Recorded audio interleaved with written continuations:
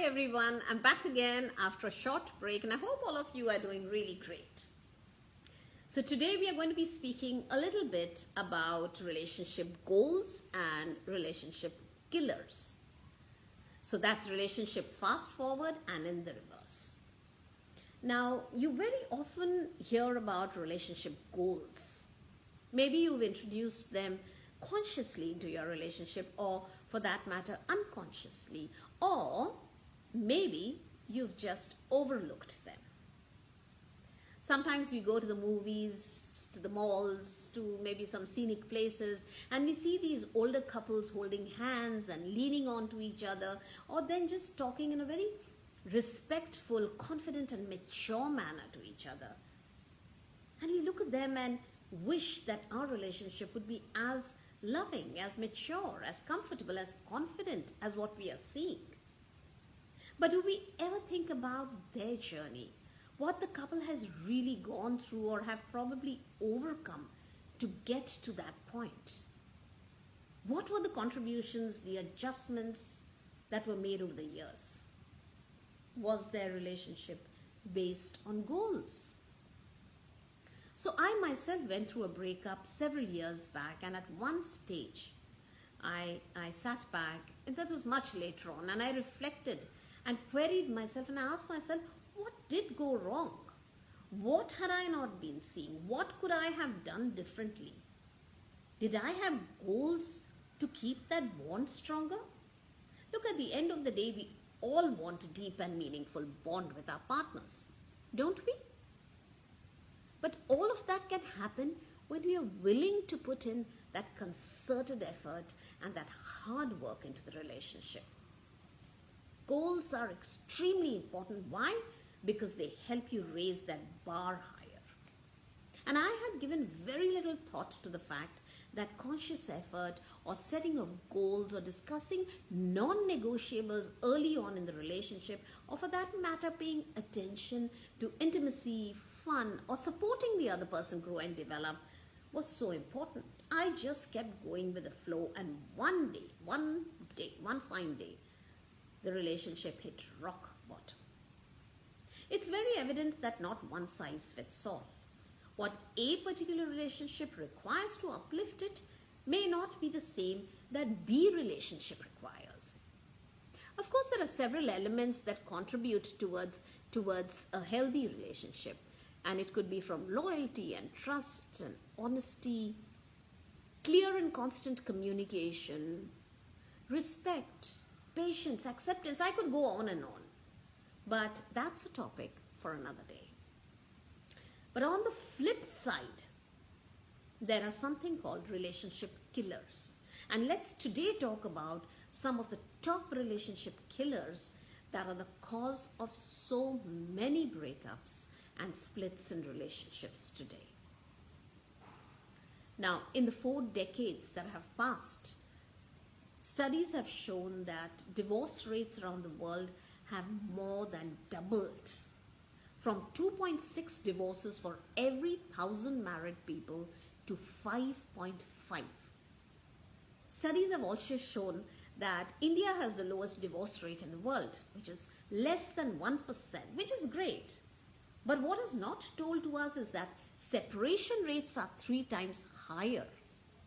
Times are changing, and these facts pushed me into doing some research. So I started speaking with divorce lawyers, with some of the clinical psychologists, read up stuff. I met with couples who were divorced, and of course, a look at the challenges of my very own clients. And this is what I discovered about relationship killers. So the top 3 areas I'm about to mention must be the areas that you make sure you stay on top of. And if you do slip, address the challenges real quick before they get out of hand. So the first relationship killer is finance, money issues. Money matters do matter. Differences in spending habits can become a deal breaker if they are not sorted out and quickly.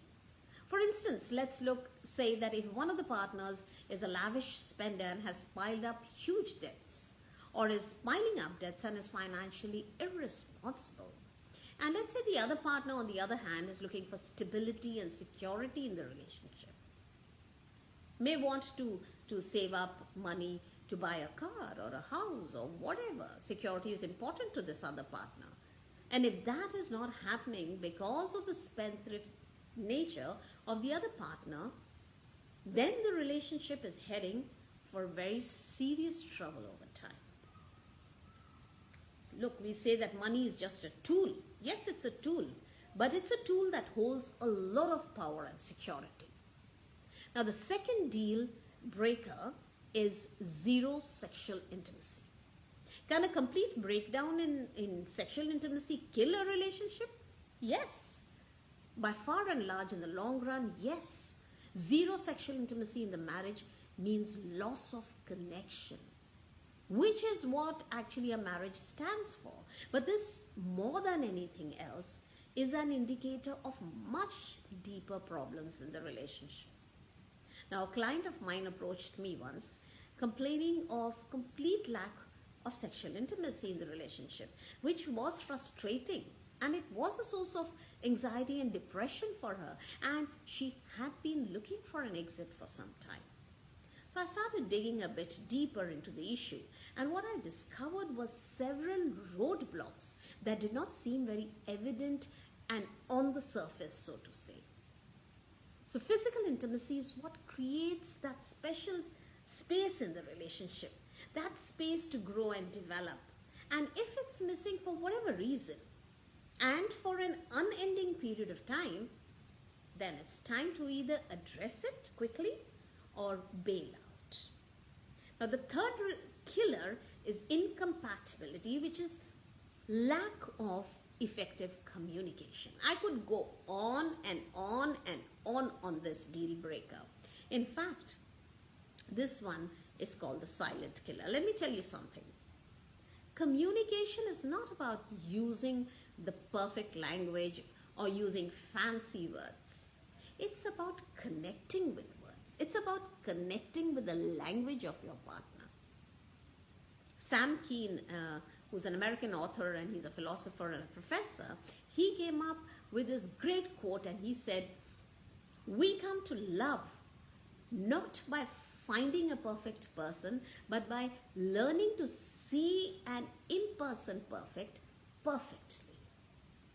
Now, I want to emphasize the importance of authentic openness and honesty in a relationship. Authentic. Do you really know your partner? Two people can share a life together, even raise children and function as a team in the home like a business. But that doesn't mean that they have deeper chemistry in the relationship. They can benefit off of each other, and sometimes for years on end this can go on, overlooking the growth and development of the other partner completely.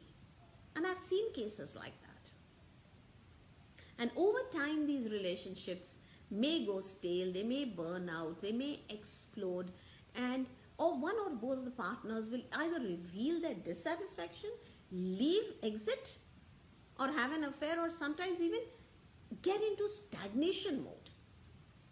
And this happens because the partners don't really know each other, and the cause is that their communication is closed. It is not open. So boundaries and space are healthy and they're necessary in a relationship, but open communication needs to be a huge priority. So we have spoken on these relationship killers, but it does you no good to just theoretically know them without really understanding how to overcome them, without knowing what the tools are to overcome them. Don't get into stagnation mode in your relationship. And that now is why I'm here. We have some very effective tools that have been created to address issues that we've been discussing. And we have used these very tools to bring much harmony and success in relationships. Look, I'm not selling the tools here. I'm not quoting you a cost of $1,000 discounted at $50 for a limited time period. We see that way too often. That doesn't work for me. I come from a space of compassion and deep caring. I'm here for much more. I'm here to understand your pain, handhold you, and support you cross over to the other side of your relationship as a happier, a much more fulfilled person. I'm here to help you not survive, but to thrive in your relationship because I truly care.